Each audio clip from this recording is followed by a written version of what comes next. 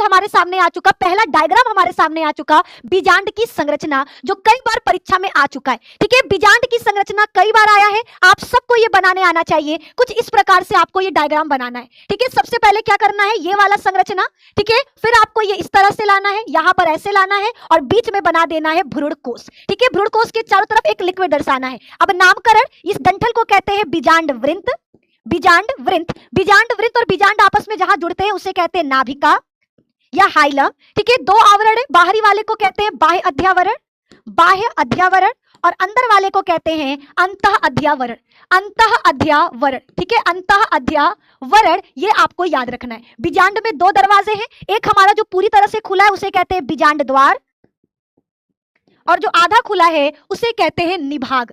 ठीक है, बीजांड के अंदर जो लिक्विड भरा है उसे कहा जाता है बीजांड काय।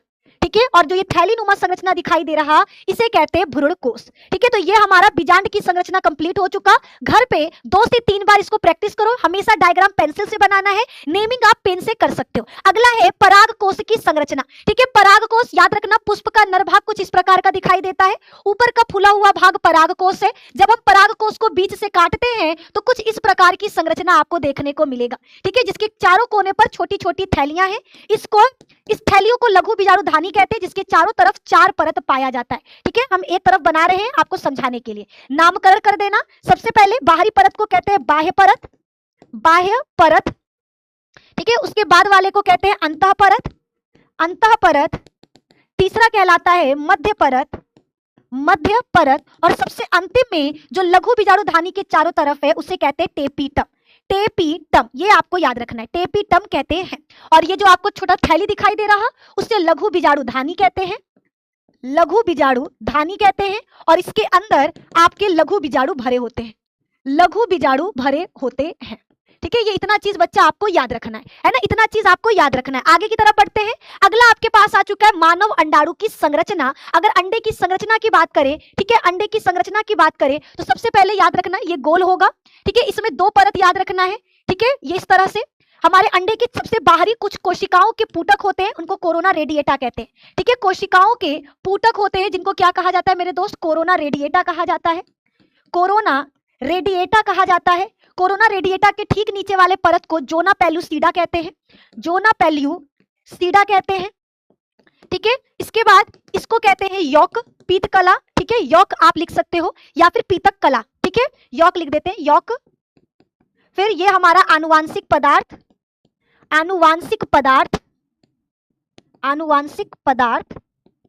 ठीक है, फिर हमारा है कोशिका द्रव्य, कोशिका द्रव्य, है ना, ये हमारे अंडे की संरचना है ना, ये हमारे अंडे की संरचना है। इतना चीज आपको लिख डालना है। आइए आगे की तरफ बढ़ते हैं। अगला आपके पास नेक्स्ट आ चुका है नर जनन तंत्र। ठीक है, मेल रिप्रोडक्टिव सिस्टम हमेशा आता है, तो सबसे पहले आपको इस तरह से मूत्राशय बनाना है। ठीक है, मूत्राशय के ठीक नीचे एक ग्रंथि बनाना कुछ इस तरह से, फिर ऐसे नलिका दर्शाते हुए बाहर की तरफ लेकर आ जाना। ठीक है, फिर आगे की तरफ बढ़ते हैं। यहाँ पर एक लंबा इस तरह से संरचना बनाइएगा जिसको शिश्न कहते हैं। शिश्न के ऊपर की तरफ यहाँ पर एक और ग्रंथि बनाना जिसको बल्बोइरेथ्रल कहते हैं। यहाँ पर होता है हमारा शुक्राशय, इस शुक्राशय के पास से निकलता है एक नलिका इस तरह से, ये ऊपर वाला जिसको मूत्र नलिका कहते हैं, और ये यहाँ से गुजर रहा है हमारा दूसरा नलिका इस तरह से, है ना, इस तरह से। और ये हमारा वृषण सेम वैसे यहाँ से भी निकलेगा, ऐसे इसको ला दो। ठीक है, अब नामकरण कर लेते हैं सबका। ठीक है, ये हमारा वृषण है, वृषण के आधे कुंडलित नलिका को अधिवृषण कहते हैं, अधिवृषण। ये लंबी सी जो नलिका दिखाई दे रही है इसे शुक्रवाहिनी कहते हैं, शुक्रवाहिनी कहते हैं। फिर इसके बाद 3 ग्रंथियां मूत्राशय के अगल बगल जो स्थित है उसे शुक्राशय कहते हैं। शुक्राशय के ठीक नीचे वाली ग्रंथि को प्रोस्टेट कहते हैं, और प्रोस्टेट के ठीक नीचे मटर के दाने आकार की ग्रंथि को काउपर ग्रंथि कहते हैं, काउपर ग्रंथि कहते हैं। ये लंबा सा जो बेलनाकार संरचना दिखाई दे रहा उसे शिश्न कहते हैं। इस शिश्न के अंदर जो नलिका दिखाई दे रहा है इसे मूत्र नलिका कहते हैं, मूत्र नलिका कहते हैं। इस शिश्न नलिका का अग्रभाग चौड़ा है उसे शिश्न मुंड कहते हैं, शिश्न मुंड कहते हैं। और इस शिश्न मुंड पर यहाँ पर छिद्र होता है जिसे शिश्न छिद्र कहते हैं, जिसे शिश्न छिद्र कहते हैं। ये आप लोगों को याद रखना है ना। इतनी चीजें बच्चा आपको याद रखना है। आगे की तरफ बढ़ते हैं। अगला हमारे पास आ चुका है मादा जनन तंत्र। मादा जनन तंत्र में सबसे पहले आपको गर्भाशय बनाना है, गर्भाशय के ठीक नीचे ग्रीवा बनाना है और ग्रीवा के ठीक नीचे योनि बनाना है। ठीक है, गर्भाशय के दोनों तरफ आपका होता है फैलोपियन नलिका। ठीक है, दोनों तरफ क्या पाया जाता है? फैलोपियन नलिका पाया जाता है। आगे यहाँ पे चौड़ा कर लेना, यहाँ पे उंगली नुमा संरचना बना देना। सेम वही यहाँ पर भी करना है, यहाँ पर ऐसे चौड़ा कर लेना और उंगली नुमा संरचना बना देना।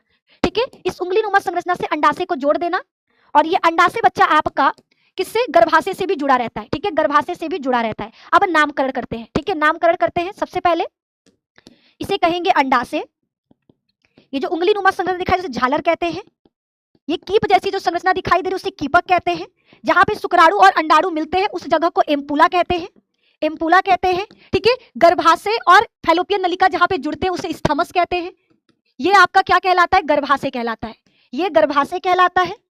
गर्भाशय के ठीक नीचे वाले हिस्से को गर्भाशय ग्रीवा कहते हैं, गर्भाशय ग्रीवा कहते हैं। और गर्भाशय ग्रीवा के ठीक नीचे पाया जाता है योनि।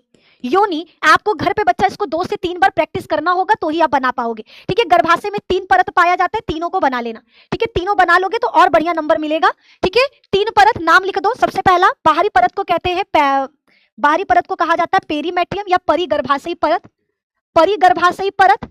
दूसरा वाला कहलाएगा मध्य गर्भाशयी परत, मध्य गर्भाशयी परत।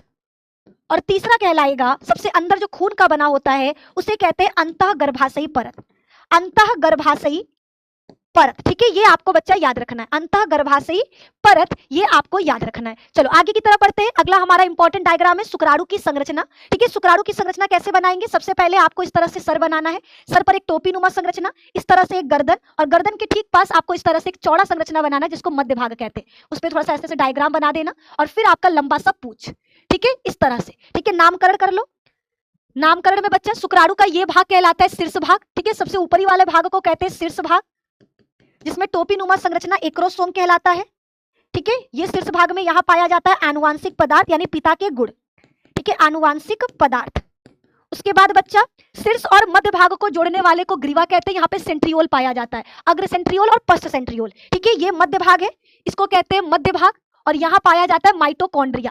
ठीक है, मध्य भाग, यहाँ 10 से 15 माइटोकॉन्ड्रिया पाए जाते हैं जो ऊर्जा का निर्माण करते हैं ताकि शुक्राणु हमारा मेल से फीमेल के बॉडी में जा सके। और ये हमारा पूछ है, ये कहलाता है पूछ। ये बच्चा आपको याद रखना है। आगे की तरफ बढ़ते हैं। अगला हमारे पास है डीएनए की संरचना। ठीक है, डीएनए आपको पता है द्विकुंडलित होता है कुछ इस प्रकार से। ये डीएनए है हमारा कैसा? द्विकुंडलित। डीएनए में 2 धागे होते हैं, दोनों समांतर, एक 3 से 5 की तरफ, दूसरा 5 से 3 की तरफ। ठीक है, डीएनए में 2 सिराओं के बीच की दूरी 20 एंगस्ट्रॉम होता है, 20 एंगस्ट्रॉम होता है, ये याद रखना।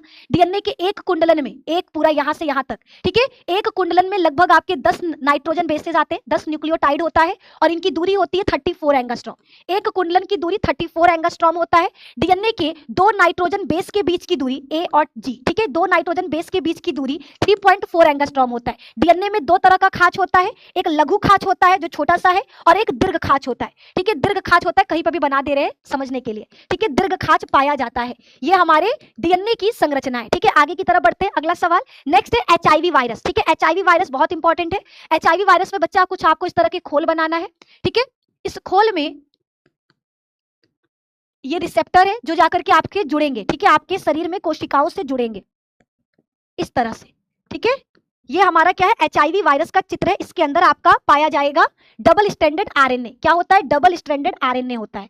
इसमें डबल स्ट्रैंडेड आरएनए होता है जो आगे चलकर किसमें बदल जाएगा? डीएनए में बदल जाएगा। ठीक है, किसमें बदल जाएगा? डीएनए में बदल जाएगा। ये आपको याद रखना है। चलो आगे की तरफ बढ़ते हैं। अगला है हमारा प्रतिरक्षी अणु जो नवा, ये बहुत इंपॉर्टेंट है। इसे एंटीबॉडी कहते हैं। तो हमारे शरीर में जो एंटीबॉडी होता है वो 2 श्रृंखलाओं से मिलकर बना होता है, एक दीर्घ श्रृंखला और एक लघु श्रृंखला। ठीक है, इसको कहते हैं दीर्घ श्रृंखला, जो बड़ा वाला आपको दिखाई दे रहा है, दीर्घ श्रृंखला। और दूसरा होता है बच्चा हमारे पास लघु श्रृंखला, लघु श्रृंखला। ठीक है, लघु श्रृंखला। अब इसके बाद याद रखना डाइसल्फाइड बॉन्ड पाए जाते हैं। ठीक है, हमारे श्रृंखलाओं के बीच में आपस में क्या पाया जाता है? डबल, ठीक है, लिख देते हैं डाइसल्फाइड बॉन्ड पाया जाता है, डाइसल्फाइड बॉन्ड पाया जाता है। ये आपको याद रखना है। ठीक है, डाइसल्फाइड बॉन्ड पाया जाता है। ठीक है, यहां पर इसको कहते हैं प्रतिजन क्रियास्थल, जहां पर हमारे एंटीजन आके फंस जाते हैं।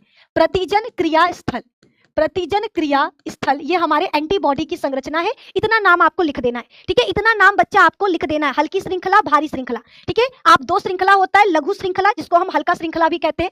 ठीक है, जिसे हम हल्की श्रृंखला भी कहते हैं, श्रृंखला भी कहते हैं। और दूसरा होता है बच्चा हमारा भारी श्रृंखला, भारी श्रृंखला। तो आप चाहो तो जो भी लिख सकते हो, ठीक है। दोनों के बीच में क्या होता है, डाइसल्फाइड बॉन्ड होता है।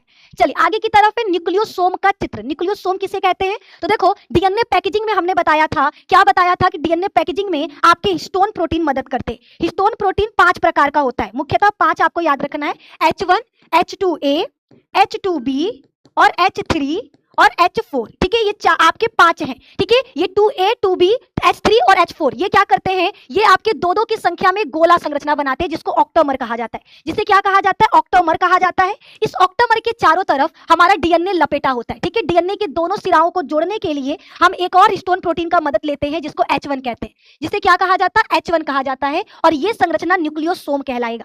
न्यूक्लियोसोम, न्यूक्लियोसोम में क्या होता है बच्चा, न्यूक्लियोसोम में ऑक्टामर होगा। ऑक्टामर किस चीज से बना होता है, H2A, H2B, H3, H4, इनके दो संख्या, ठीक है। ये संख्या में दो मिलकर के ऑक्टामर का निर्माण करेंगे। इनके चारों तरफ हमारा डीएनए लपेटा होता है। डीएनए के दोनों सिराओं को जोड़ने के लिए हम H1 हिस्टोन प्रोटीन का मदद करते हैं। तो एक ऐसी संरचना जिसमें हमारा ऑक्टामर हो, जिसमें हमारा डीएनए हो और हिस्टोन प्रोटीन H1 हो, इस संरचना को न्यूक्लियोसोम कहा जाता है। इसे क्या कहा जाता है, न्यूक्लियोसोम कहा जाता है। तो यहाँ पर हमारे टॉप 10 हमारे डायग्राम क्या हो चुके हैं, कंप्लीट हो चुके हैं। एक छोटे से वीडियो में हमने कोशिश किया सबसे ज्यादा पूछे जाने वाले मोस्ट कह सकते हैं रिपीटेड डायग्राम, जो बार बार परीक्षा में आता है या कोई सवाल आता है जिसमें इन डायग्राम को आप बना सकते हो, वो यही है। आप घर पर इन 10 को कम से कम 5 से 6 बार बनाइएगा और हमको कमेंट में बताना कि क्या आपको ये वीडियो पसंद आया, ठीक है। नेक्स्ट वीडियो फिर से लेकर आ रहे, जहां पर डिटेल में डिस्कस करेंगे इन सभी के बारे में, इन सभी की संरचना भी अच्छे से बताएंगे और भी जो इंपॉर्टेंट डायग्राम जो छूट गया है उसको हम नेक्स्ट वीडियो में कवर करेंगे, ठीक है। तो आज के इस छोटे से वीडियो में बस इतना ही।